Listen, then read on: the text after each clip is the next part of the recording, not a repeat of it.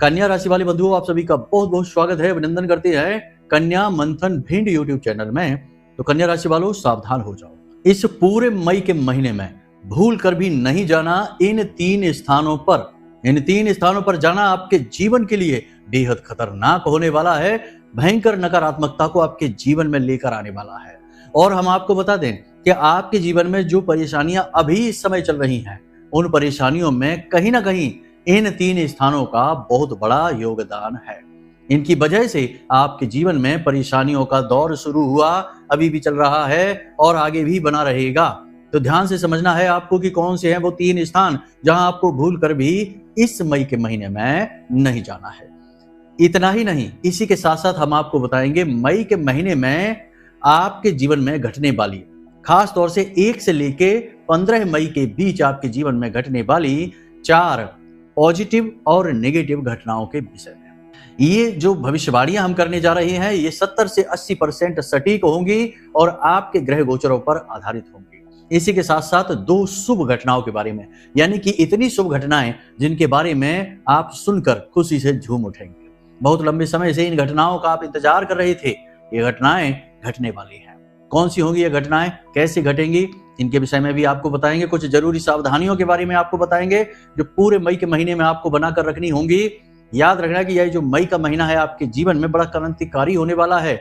बहुत ही उच्च स्तरीय कार्य आप इस मई के महीने में कर सकते हैं।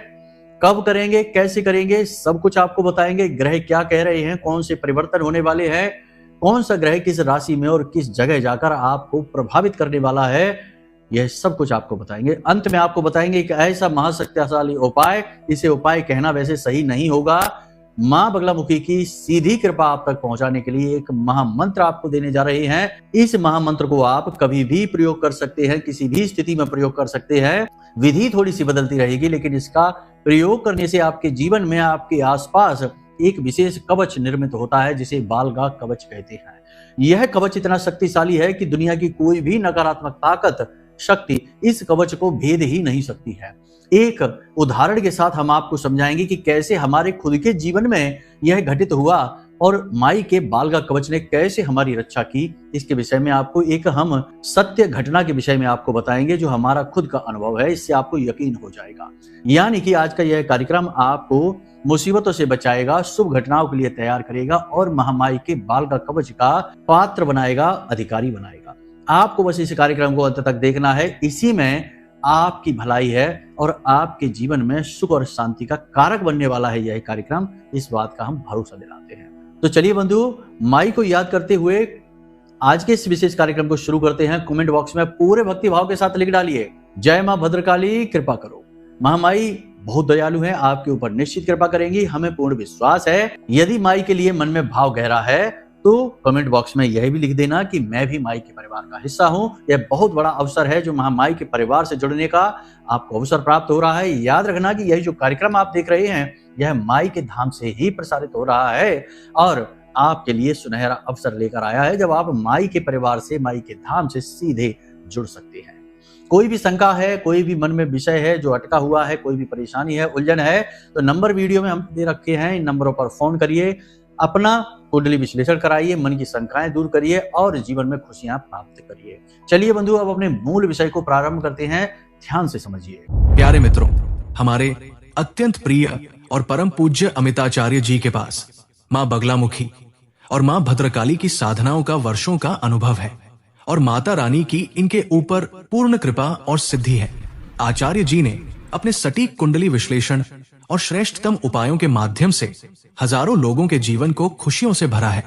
आचार्य जी का कुंडली विश्लेषण और उपाय करवाने का तरीका इतना अद्भुत है कि जीवन के हर एक दुख और कष्ट का कारण जड़ से ही समाप्त हो जाता है। फिर समस्या चाहे जैसी भी हो, कर्जा बहुत बढ़ गया हो, व्यापार चल नहीं रहा हो, बीमारियों में आप बर्बाद हो चुके हो, रिश्तों में प्रेम समाप्त हो चुका हो, या फिर नौकरी ही ना मिल रही हो, विवाह में देरी होती हो, कैसी भी समस्या हो, इन समस्याओं का कारण क्या है, कौन सी महादशा परेशान कर रही है, कौन सा दोष लगा हुआ है, सब कुछ आचार्य जी इतना सटीक बताते हैं कि वर्षों वर्ष के दुख कुछ ही दिनों में समाप्त हो जाते हैं। अगर आपके जीवन में भी कोई ऐसी संकट की घड़ी है तो यही सही समय है जब आप पूज्य आचार्य जी के हाथों से अपनी कुंडली का विश्लेषण करवाएं और वर्षों से चल रहे दुखों और संकटों के इस चक्र से बाहर निकल जाए। प्यारे मित्रों, अभी वीडियो में दिए गए नंबरों पर फोन करिए और अपनी कुंडली का श्रेष्ठतम आकलन करवा डालिए। जिंदगी बदलने का यह सबसे बड़ा मौका हाथ से मत जाने दीजिएगा। जय माई की, महामाई आपका कल्याण करे। अभी कुछ समय पहले की हम आपको एक घटना बताते हैं। इस घटना में हमने एक श्रीमान हैं जिनकी कुंडली की, और हमने लाइव वीडियो पर जाकर उनकी कुंडली की, क्योंकि उनकी यही विचार था, उनकी यही मंशा थी कि हम उनके सामने प्रकट हों और उनकी कुंडली का विश्लेषण उनके सामने करें और उनके घर का वास्तु भी थोड़ा बहुत देखें, क्योंकि बहुत परेशान चल रहे थे। पहले बहुत उच्च स्तरीय जीवन जिया करते थे, लेकिन पिछले कुछ 2-3 वर्षों से जीवन नर्क बन चुका है। हर तरफ से घाटा, परेशानी और बर्बादी आ रही है। तो इसका कारण जानना चाहते थे। तो कुंडली का विश्लेषण तो हमने उनको कर दिया और समाधान भी उनको पकड़ा दिए, लेकिन हमने उनके घर का जब दौरा किया, यानी कि मोबाइल के वीडियो के माध्यम से, तो उनके घर में हमने कुछ विसंगतियां देखी। ये आपको भी बताना जरूरी है, क्योंकि आपके घर में भी 100% ये विसंगतियां होंगी ही। तो सबसे पहली चीज जो हमने उनके घर में देखी कि उनके घर में कांटेदार पौधे सजावट के सामान के तौर पर रखे हुए थे। हमने उनसे पूछा कि आपने ये पौधे क्यों रखे हुए हैं, तो बोले ये तो सजावटी सामान है। हमने कहा इसे निकालकर घर से बाहर फेंक दो, ये कोई सजावटी सामान नहीं है, ये आपकी दुर्गति लेकर आ रहा है। कुछ पौधे हमने ऐसे देखे जिन पर पत्तियां ही नहीं थी, केवल लकड़ियां ही लकड़ियां थी, वे भी सजावटी पौधे थे। हमने कहा इन्हें भी हटा दो, ये भी बहुत खतरनाक हैं। देखिए आजकल के इस अधकचरे युग में, फैंसी युग में, जहां फैशन के नाम पर ना जाने क्या क्या हो रहा है, ऐसे में हमारी परंपराओं का, रीति रिवाजों का और धर्म और संस्कृति का तो कोई लिहाज ही नहीं रखा जा रहा है। सारी बातें स्पष्ट तरीके से हमारे अध्यात्म में, हमारे ग्रंथों में लिखी हुई हैं, फिर भी हम ना देखना चाहते हैं, ना समझना चाहते हैं, फिर गलतियां करते हैं और धोखा खा जाते हैं। धीरे धीरे हमने जब उनके घर का दौरा किया तो हमने देखा कि उनके पूजा घर में उनके पुरखों की, यानी पितृ पूर्वजों की 3-4 तस्वीरें लगी हुई हैं, और वे तस्वीरें भगवान की तस्वीरों के ठीक बगल से लगी हुई हैं। तो हमने कहा ये क्या है, ये क्यों लगा रखी है? तो बोले ये तो हमारे पुरखे पूर्वज हैं, तो इनका भी सम्मान करते हैं, इनको भी पूज देते हैं, पितृ देवता हैं। हमने कहा ठीक, बहुत अच्छी बात है, तभी बर्बाद हो गए हो आप, क्योंकि पितृ देवता आपके लिए हैं, आपके पितृ आपके लिए देवता हैं, लेकिन आपके पितृ क्या आपके पड़ोसियों के लिए भी देवता हैं? उनके लिए तो वो प्रेत हैं। कहने का मतलब यह है कि जब कोई व्यक्ति इस संसार से चला जाता है तो वह प्रेत होता है। पितृ जो होंगे वो तो पितृलोक में चले गए, लेकिन आपने उनका यहाँ पर देवताओं के साथ बिठाकर जो अपमान कर दिया, उसकी वजह से भी यही वापस आकर प्रेत बनकर भटक रहे हैं और फिर सपने दिखाई देते हैं। उनका कहना भी यही था कि हमें सपने में अपने घर के जो सदस्य जो संसार से जा चुके हैं वो दिखाई देते हैं, तो फिर वो यहाँ भटक रहे हैं। उनको भी मुक्ति में बाधक का कार्य आप कर रहे हैं, अपमान करके। पितृ देवता है, ये बात सही है, लेकिन भगवान के साथ पूजनीय नहीं है, ये बात निश्चित है। तो आपके घर में भी यदि आपने पूजा घर में भगवान के बगल से, भगवान के साथ पितृ देवताओं को लगा रखा है, तस्वीरें लगा रखी हैं, उन्हें हटा दीजिए इसी वक्त। हमने भी हटवा दी उनकी तस्वीरें। फिर घर की दक्षिणी दिशा में, यानी दक्षिणी दिशा मृत्यु की दिशा है, पितरों की भी दिशा मानी जाती है, तो घर की दक्षिणी दिशा में उन तस्वीरों को हमने एक अलमारी में अंदर रखवा दिया, और वह अलमारी लकड़ी की थी, और यही सही विधान होता है। लकड़ी की फोटो फ्रेम करानी चाहिए, लकड़ी की ही अलमारी में अंदर रखवानी चाहिए। ऊपर भी रख सकते हैं, कोई दिक्कत नहीं होगी, लेकिन दक्षिणी दिशा होनी चाहिए, यह निश्चित है। तो पहली चीज तो ये हो गई। दूसरा कि भगवान की अलमारी में भगवान की जहां तस्वीरें लगी वहां तो ठीक, लेकिन उनसे ऊपर अपने गुरु की तस्वीर लगा रखी है। तो गुरु की तस्वीर लगाई तो हमने पूछा ये क्या है, तो इनको क्यों ऊपर लगा रखा है? तो बोले ये तो हमारे गुरुजी हैं। हमने कहा गुरु ठीक है, अच्छी बात है, लेकिन है तो वो मानव ही, मानव देह में ही तो इस संसार में विचरण करते थे। तो बोले वो तो शिव के अवतार माने जाते हैं। हमने कहा शिव के अवतार होंगे, लेकिन शिव तो नहीं। कहने का मतलब यह है कि लोग कैसी कैसी भ्रांतियां पालकर बैठ जाते हैं और हमारे देवी देवताओं का, परम तत्व का ही अपमान कर बैठते हैं। इससे ऐसा नहीं है कि देवता नाराज हो जाएंगे तो आपको श्राप दे देंगे, आपके जीवन को परेशान करेंगे, आपको नरक जीवन देंगे, ऐसा कुछ भी नहीं है। लेकिन इससे आपके जीवन में प्रेतों का आगमन अवश्य होता है, क्योंकि दिव्य शक्तियां फिर नाराज होकर चली जरूर जाती हैं। आपने देखा होगा कि बहुत सारे ऐसे मंदिर हैं हमारे देश में, आपके आसपास भी होंगे कुछ मंदिर, जिनमें पहले बहुत पूजा पाठ हुआ करती थी, लेकिन आज उन मंदिरों के पास आप जाइए, उन मंदिरों में अंदर आप जाएंगे तो आपको भय लगेगा। वहां ऐसा लगेगा जैसे भूत वासा हो गया है, प्रेतों का वास हो चुका है। अब देवता वहां से जा चुके हैं, अब केवल संरचना है, प्रतिरूप बना हुआ है, देवता नहीं है। तो ऐसे होता है पूजा घरों में भी, हमारे घर के पूजा घरों में भी ऐसा होता है कि देवता चले जाते हैं, केवल फोटो और मूर्तियां लगी रह जाती हैं। तो ऐसा आपको नहीं करना है, ऐसी गलतियां नहीं करना है, देवताओं का अपमान नहीं करना है। करेंगे तो सजा भुगतेंगे, फिर परेशान होंगे और फिर परेशानियां ढूंढते फिरेंगे समाधान, इसको उसको कुंडली दिखाएंगे, कुछ भी नहीं होगा। मूल जड़ जब तक नहीं समझेंगे तब तक मुक्ति प्राप्त नहीं होगी। तो आपके पूजा घर में केवल भगवान की फोटो होनी चाहिए, भगवान की फोटो, मूर्ति नहीं। यदि मूर्ति भी लगाई है तो 4 अंगुल से यानी 1 मुष्टिका से छोटी मूर्ति होनी चाहिए। शिव पुराण में स्पष्ट तौर पर लिखा है कि यदि 1 मुष्टिका से बड़ी मूर्ति कोई लगा देता है तो वह घर मंदिर बन जाता है। लेकिन घर मंदिर तो नहीं होता, हमारे कहने के लिए मंदिर है, लेकिन मंदिर के नियम जो हैं वो घर पर लागू नहीं हो सकते हैं। शुद्धता, पवित्रता उतनी नहीं होती हमारे घरों में, कहीं ना कहीं अशुद्धता भी रहती ही है। तो मंदिर का विधान घर पर लागू नहीं होता है, इसलिए इतनी बड़ी मूर्ति नहीं। तो बेहतर यह है कि तस्वीरें लेकर आइए, ठीक है। और दूसरा सबसे बड़ी बात यह है कि तस्वीरें ऐसी लाइए जिस पर किसी व्यक्ति का, इंसान का नाम वगैरह ना हो, हस्ताक्षर ना हो और वह किसी व्यक्ति विशेष से जुड़ी ना हो, जैसे कि किसी ने उपहार में आपको दे दी, ऐसी तस्वीरें नहीं लाइए। तस्वीर हेतु लाइए, जैसे कि बाजार से जाइए और किसी उद्देश्य हेतु कि हम माई आपकी सेवा करना चाहते हैं, आपकी तस्वीर लेकर जा रहे हैं, ऐसी तस्वीरें आप लेकर आइए और उनकी पूजा करिए, ठीक है। बाकी कोई भी तस्वीर आप लेकर आए, बस यही ख्याल रखें कि वह किसी ने आपको उपहार में ना दे दी हो और उस व्यक्ति का या किसी भी व्यक्ति का उस पर नाम ना लिखा हो, कोई कंपनी का नाम ना लिखा हो, कोई ऐसी चीज ना हो जैसे वह प्रचार माध्यम लग रही हो, ऐसी कोई भी व्यवस्था उस पर ना हो। बस इन चीजों का आप ध्यान रखिए, अपने पूजा घर में लाकर रख लीजिए। तो ये गलतियां जो हैं, ये गलतियां बहुत बड़ी हैं, लेकिन हम इन्हें इग्नोर करते रहते हैं। अपने घरों में हम ऐसी ऐसी चीजें लाकर रख लेते हैं जो हमें बहुत परेशान करती हैं। फिर हम ढूंढते हैं कि परेशानी का कारण क्या है। कुंडली में भी कभी कभी इतने कोई बड़े दोष दिखाई नहीं देते, तब भी जातक लगातार परेशान चल रहा है। तो इन सब बातों का ख्याल रखिए, ठीक है। अब आपको बता देते हैं 1 से लेकर 15 मई तक होने वाली विशेष 4 घटनाएं और 2 शुभ घटनाएं। 4 घटनाएं जो कि कुछ हद तक नकारात्मक है और कुछ हद तक सकारात्मक भी हैं, इनके बारे में ध्यान से समझिए।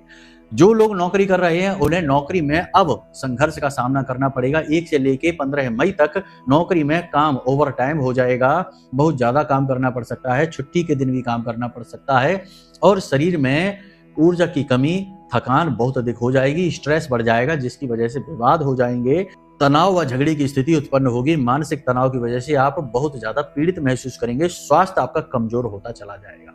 काम के ओवरलोड की वजह से आपकी जिंदगी थोड़ी अस्त व्यस्त होने वाली है, अधिकता रहेगी। व्यापारी वर्ग जो है उनके भी जीवन में छोटी छोटी अड़चनें लगातार आती रहेंगी और पैसे की दिक्कत लगातार बनी ही रहेगी, पैसा अटकता बहुत रहेगा। कोई उधार सामान ले लेगा तो पैसा ही नहीं देगा और पैसे भी किसी को यदि आपने उधार दे दिए तो उन्हें भी वापस लेने में बड़ी भारी समस्या आपको महसूस होगी। तो कहने का मतलब यह है कि यह व्यापारियों के लिए और नौकरी करने वालों के लिए कठिन समय है, लेकिन इसका लाभ भी मिलेगा। कहने का मतलब यह है कि आज आप मेहनत कर रहे हैं, आने वाले समय में यानी 18 मई के बाद आपको इसका लाभ मिलना शुरू हो जाएगा नौकरी करने वालों के लिए। और 7 जून के बाद सर्वोत्तम लाभ आपको प्राप्त होंगे जब मंगल नीच राशि से यानी कर्क राशि से बाहर निकल जाएंगे, ठीक है। तो यहां तक आपने समझ लिया। तो आज का परिश्रम कल बहुत अच्छा फल देने वाला होगा, इसलिए हताश निराश नहीं होना है। मेहनत तो करनी ही पड़ती है और जो जितना तपेगा वह उतना ही ज्यादा खिलेगा, इस बात को याद रखना है। अब दूसरी घटना, 1 से लेकर 15 मई के बीच आपकी किसी एक ऐसे व्यक्ति से मुलाकात होने वाली है जो आपके गुरु का कार्य करेगा, मार्गदर्शक का कार्य करेगा, पथ प्रदर्शक का कार्य करेगा, आपको मुसीबत परेशानियों से बाहर निकलने में आपकी मदद करेगा और सबसे बड़ी बात कि आपका मार्गदर्शन करेगा। कोई एक ऐसा व्यक्ति होगा जो आपको ना केवल आध्यात्मिक बनाएगा, आपको ज्ञान की ओर लेकर जाएगा, धर्म की ओर लेकर जाएगा, बल्कि आपके जीवन की मुसीबतों में, परेशानियों में आपकी मदद करने वाला है। कह सकते हैं कि ईश्वर का भेजा हुआ दूत आपके जीवन में आने वाला है। तीसरी घटना यह होगी कि आप अब आत्म मंथन करने वाले हैं, बहुत गहराई से, बहुत ही बुद्धिमानी के साथ, और अपने जीवन में चल रही उथल पुथल का समाधान खुद अपने प्रयासों से, अपने बौद्धिक बल से ढूंढने की कोशिश करने वाले हैं। आपके जो अपने हैं, जो बहुत ही खास हैं, ऐसे लोगों से आप सलाह मशवरा भी करेंगे। सलाह मशवरा लेते समय हम आपको फिर से यही एडवाइस करेंगे कि आप किसी ऐसे व्यक्ति से अपने दिल के राज ना खोलने लग जाएं जो कि दोहरे चेहरे वाला है, यानी कि नकाब लगाकर रखता है। तो थोड़ा बुद्धिमानी के साथ हैंडल करें। आपके शत्रु अपनों में ही छिपे हुए हैं, आपके कार्यस्थल पर ही आपके छिपे हुए शत्रु हैं, आपके घर में ही आपके छिपे हुए शत्रु हैं। ऊपर ऊपर से मुस्कुराते रहते हैं, आपको धोखा, आपको भ्रमित करने की कोशिश करते हैं और पीठ के पीछे आपको नीचे गिराने की पूरी ताकत लगाते हैं। ऐसे लोगों से आपको बचकर रहना होगा, ठीक है। एक और खास बात आपको बता दें कि 1 से लेकर 15 मई के बीच आपको बॉडी में यानी शरीर के किसी विशेष भाग में, खास तौर से जोड़ों में, हड्डियों में किसी प्रकार का दर्द रह सकता है, चोट भी लग सकती है, खिंचाव हो सकता है, यानी कि शरीर के किसी एक भाग में तेज दर्द का एहसास रहेगा, कुछ दिनों तक लगातार रहेगा और फिर अपने आप धीमा होता चला जाएगा और ठीक भी हो जाएगा। कारण भी हो सकता है और अकारण भी हो सकता है यह दर्द, यानी गिरने से, फिसलने से भी चोट लग सकती है या फिर यूं ही अपने आप ही किसी वजह से यह दर्द उत्पन्न हो सकता है। लेकिन एक बात तो निश्चित है कि दिन समाप्त होते होते ही, यानी कि दोपहर के 12 बजे के बाद जैसे जैसे दिन आगे बढ़ेगा वैसे वैसे आपके शरीर में सुस्ती और थकान बढ़ती चली जाएगी। काम की तो है ही, लेकिन आपका खुद का स्वास्थ्य भी इस समय कमजोर चल रहा है और शाम होते होते आपको ऐसा लगेगा जैसे कि शरीर में हीट, गर्मी बहुत बढ़ गई है, ताप बढ़ गया है, बुखार आ चुका है। कभी कभी तो आप दवाई भी खाएंगे बुखार की, लेकिन यह तो रोज की ही स्थिति रहने वाली है। तो थोड़ा आप अपने खान पान पर ध्यान दें, पानी अधिक पिएं, मंगल नीच के चल रहे हैं, टेम्परेचर बढ़ेगा ही और ऊर्जा की कमी भी आपको महसूस होगी ही। मतलब कि जितना काम आप करना चाहते हैं उतना काम आप कर नहीं पाएंगे, ऊर्जा की कमी रहेगी, मनोबल तो ऊंचा रहेगा लेकिन शरीर साथ नहीं दे पाएगा, ये बात निश्चित है। खान पान का ध्यान दें और समय पर सोएं और जागें, नींद का भी विशेष ख्याल रखें। आपकी किसी पुरानी कमी, पुरानी गलती की कीमत आपको चुकानी पड़ सकती है। आपने किसी के साथ कोई वादा किया, कोई लेन देन किया या कोई ऐसा कार्य कर लिया जिसके बारे में आप सोचकर थोड़ा परेशान होते हैं, वह आपको हानि पहुंचाने वाला है। वह खुल सकता है, आपका कोई रहस्य, कोई राज, कोई आपकी छुपी हुई बात बाहर आ सकती है जिससे आपको मान हानि भी हो सकती है, आपके मान सम्मान में कमी भी हो सकती है और हो सकता है कि आपकी थोड़ी बहुत बहस भी, तू मैं भी किसी के साथ हो जाए। तो थोड़ा सा संभल कर रहना है और अपने रहस्य, अपने राज छुपा कर रखने की कोशिश करनी है। यही तो आपकी सबसे बड़ी कमी है। यह गलती आप बार बार दोहरा देते हैं, लेकिन अब ऐसा आपको नहीं करना है, सावधान रहना है। अब बात करते हैं कुछ पॉजिटिव घटनाओं के बारे में जो कि आपको अच्छा महसूस कराएंगी। तो 1 से लेकर 7 तक तो ठीक है, लेकिन 7 तारीख के बाद अचानक से आपको ऐसा लगेगा जैसे कि पॉजिटिव एनर्जी आपके जीवन में आ गई है। कुछ आप उपाय क्रियाएं भी करेंगे, उनके माध्यम से भी ऐसा होगा और ग्रह परिवर्तन यानी कि बुध का राशि परिवर्तन भी हो रहा है, इसकी वजह से भी आपको ऐसा लगेगा कि आपके अंदर अचानक पॉजिटिव एनर्जी आ चुकी है। बौद्धिक बल आपका बढ़ेगा। देखो, बुध जो है ना, वाणी है, बुद्धि है और व्यापार है, तो आपकी वाणी कुशल हो जाएगी। आप जो भी बोलेंगे प्रभावशाली होगा, लोग उससे प्रभावित होंगे और आपकी बात कोई काट नहीं पाएगा। साथ ही वाणी यानी कि बुद्धि भी आपकी तेज हो जाएगी, यानी कि अचानक से आपके मन में पॉजिटिव विचार आने लगेंगे, आपकी समस्याओं का समाधान आपको दिखने लगेगा। आने वाले समय में आपको क्या करना है, क्या नहीं करना, कहाँ रुकना है और कहाँ आगे बढ़ना है, सारी चीजें आपको अपने आप धीरे धीरे समझ में आती चली जाएंगी और आपका बौद्धिक बल बढ़ेगा। ये बहुत अच्छी बात रहेगी। यानी कि आत्म मंथन की प्रक्रिया 7 तारीख के बाद बहुत ही उत्तम होने वाली है और आप कोई निष्कर्ष लेने वाले हैं। 15 तारीख तक आप कोई ना कोई निर्णय अवश्य ले लेंगे। अब भी यहाँ पर हम आपको सलाह यही देंगे कि कोई भी निर्णय आप लें अवश्य, विचार मंथन आप करें अवश्य, लेकिन अभी कोई भी नया कार्य शुरू ना करें, कहीं इन्वेस्ट ना करें, प्रॉपर्टी वगैरह में कोई भी व्यापार ना करें, किसी भी नए काम की शुरुआत ना करें। यहाँ तक कि आप जो भी काम धंधा व्यापार कर रहे हैं या नौकरी कर रहे हैं, वहां पर भी कोई बड़ा फेरबदल करने की कोशिश ना करें, क्योंकि अभी समय और काल अच्छा नहीं है। 18-19 मई के बाद थोड़ी सी पॉजिटिविटी आएगी। राहु और शनि की युति जब टूट जाएगी तो थोड़ा बहुत पॉजिटिव आपको अवश्य महसूस होगा, लेकिन पूर्ण रूप से आपको अनुकूल वातावरण प्राप्त होगा 7 जून के बाद, क्योंकि मंगल नीच राशि से बाहर निकलेंगे, सिंह राशि में पहुंचेंगे। इसका आपको लाभ अवश्य प्राप्त होगा। तो इन बातों को हल्के में मत लेना, ये बातें बहुत आवश्यक हैं, बाद में फिर पछताना पड़ेगा, हम आपको बता रहे हैं। छोटी छोटी सी चीजें हैं कुछ जिनको आपको अवश्य ध्यान में रखना होगा, वरना आप उलझ जाएंगे। छोटी चीज क्या है कि कुछ लोग आपको उकसाने की कोशिश करेंगे, आपके खिलाफ षड्यंत्र करेंगे और आपसे कुछ ऐसी बातें बोलेंगे जिन्हें सुनकर आपको अच्छा नहीं लगेगा। आप दिल से उन बातों को लगा बैठेंगे और परेशान हो जाएंगे। तो ये नहीं करना है, चीजों को इग्नोर करना सीखना है, ना कहना सीखना है। यानी लोग आपसे कुछ ऐसे कार्य करवाना चाहेंगे जिन्हें आपकी बिल्कुल भी इच्छा नहीं होगी, मर्जी नहीं होगी, आपका सामान मांगेंगे, चीजें मांगेंगे, पैसा मांगेंगे, तो आपको ना कहना होगा, इसका बल आपको लाना होगा। तीसरा, आपको अपने स्वास्थ्य का विशेष ख्याल रखना होगा।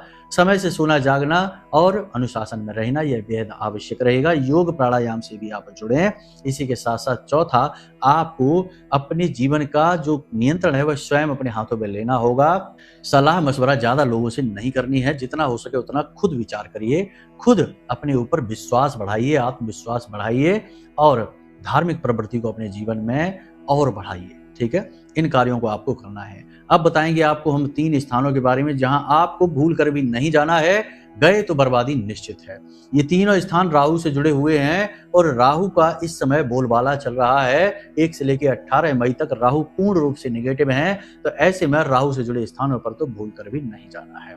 कौन से हैं वो स्थान? सबसे पहला स्थान जहां पर किसी का अपमान हो रहा है, गाली गलौज हो रही है, गप्पें लंबी चौड़ी हाँकी जा रही हैं, लंपटबाजी हो रही है और किसी का अपमान हो रहा है और बड़े बुजुर्गों का और धर्म का और भगवान का उपहास किया जा रहा है। ऐसे स्थानों पर आपको भूल कर भी नहीं जाना है। ये स्थान नरक का द्वार है। यहाँ जाते ही राहु पूर्ण रूप से एक्टिव हो जाएगा और नेगेटिव तरीके से एक्टिव होगा, जो आप पर बहुत गहरा प्रभाव डालेगा, क्योंकि आप एक संवेदनशील इंसान हैं और संवेदनशील इंसान ही पहला टारगेट होते हैं, लक्ष्य होते हैं ऐसे क्रूर ग्रहों का। तो आपको इनसे बचकर रहना है। ठीक है। दूसरा स्थान जहां पर कि जुआ, सट्टेबाजी यानी कि पैसे को उड़ाने की बातें की जा रही हैं, जहां पर पैसे का अपमान हो रहा है, व्यर्थ के कार्य ऐसे जिनमें कि माता लक्ष्मी का अपमान होता है। जैसे माता लक्ष्मी का अपमान कहाँ होता है कि जब इंसान पैसे की इज्जत नहीं करता, उसे उल्टे सीधे संबोधनों से संबोधित करता है। कोई कहता है पैसा तो हाथ का मैल है,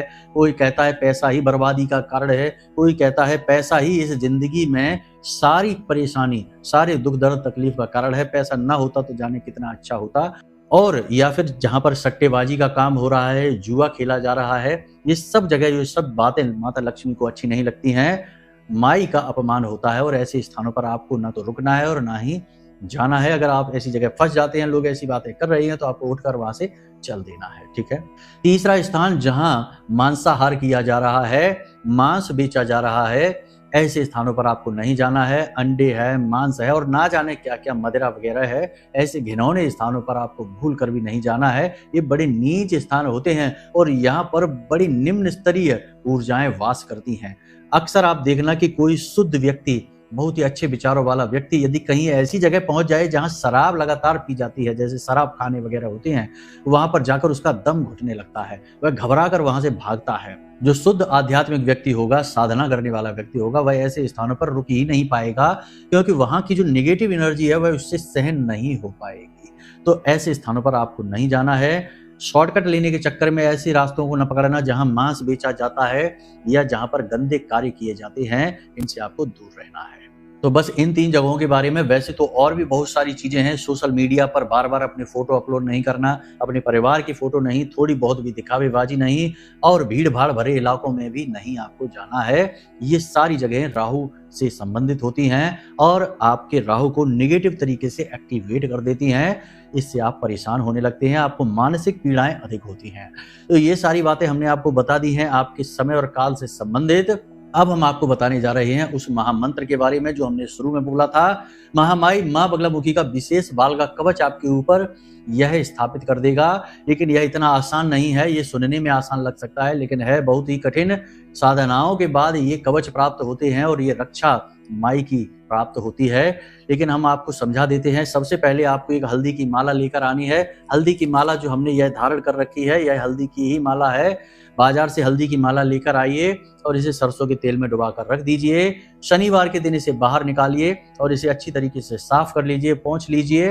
रात्रि के समय इसे अपने गले में धारण करना है, लेकिन उससे पहले आपको महामाई का पूजन करना है। यह माला माई के चरणों में समर्पित करनी है और महामाई का एक विशेष मंत्र है, इस मंत्र का उच्चारण करना है। लेकिन मंत्र उच्चारण से कुछ नहीं होगा, क्योंकि मंत्र एक साधना है और साधना में भूल चूक की गुंजाइश होती है। तो हम आपको एक ऐसा मंत्र दे रहे हैं जो माई से निवेदन करना है कि माई आपकी रक्षा करें और आपके जीवन में सुख धन वैभव को भरें। तो निवेदन मंत्र इसे कहा जाता है। इस मंत्र को आप ध्यान से सुने। मंत्र आपके मोबाइल की स्क्रीन पर भी दिखाई दे रहा है। तो मंत्र है ओम ह्लीम ऐं श्रीम क्लीम श्री बगलानने मम रिपुनिनाशय नाशय ममेश्वर्याणि देहि देहि शीघ्रम मनवांछितम कार्य साधय साधय स्वाहा। देखो, मंत्र बहुत ही शक्तिशाली है। इस मंत्र में माई से निवेदन किया जा रहा है कि शीघ्र हमारी मनोकामनाएं पूर्ति करिए और हमारे शत्रुओं से हमें रक्षा प्रदान करिए। इस मंत्र को आप कभी भी जाप कर सकते हैं। इस मंत्र का जाप करते करते, यानी कि इस मंत्र को 20 से 21 बार आपको बोलना है आसन पर बैठकर, और इस माला को गले में धारण कर लेना है। उसके बाद आप जब घर से बाहर निकले तब, जब आपको खाली समय हो तब माई से निवेदन करना है और मन ही मन इस मंत्र का उच्चारण करते रहना है। माई की आपको रक्षा प्राप्त होगी। बाकी हम भी आपको आशीर्वाद देते हैं और महामाई से निवेदन करते हैं कि आपके जीवन में अपना रक्षा कवच लेकर आएं, आपको संरक्षण दें और आपके जीवन से कष्ट को हरें। बाकी यदि आपको विशेष साधनाएं करानी है, विशेष पूजा पाठ में भाग लेना है, शनिवार के सर्व मनोकामना पूर्ति हवन में भाग लेना है, तो उसके लिए आप विशेष जानकारी वीडियो में दिए गए नंबरों से प्राप्त कर सकते हैं।